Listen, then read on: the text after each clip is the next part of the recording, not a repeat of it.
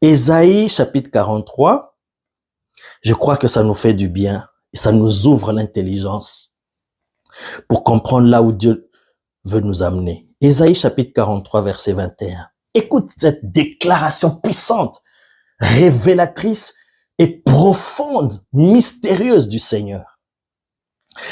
Ainsi parle maintenant l'Éternel. C'est l'Éternel qui parle.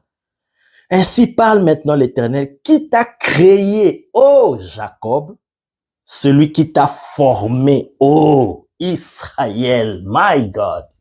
Vous voyez, le Seigneur parle d'un même être, d'un même personnage que nous appelons Jacob et qui est devenu Israël.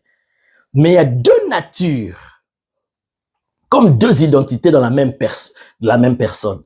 Il dit, ainsi parle maintenant l'Éternel qui t'a créé, ô Jacob. Jacob, toi, je t'ai créé. Mais Israël, je ne t'ai pas créé. Israël, je t'ai formé. My God.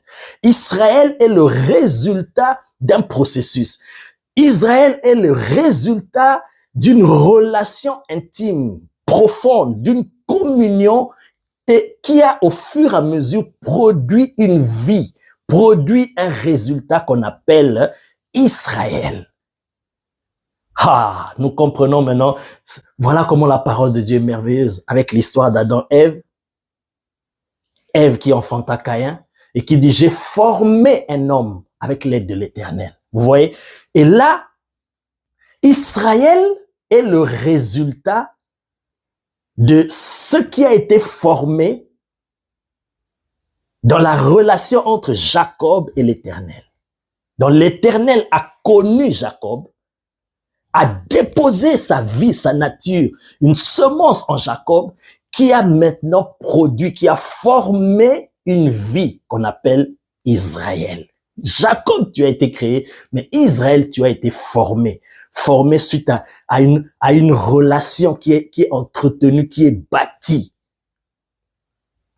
qui a été engendrée, formée avec l'aide de l'Éternel. Vous voyez?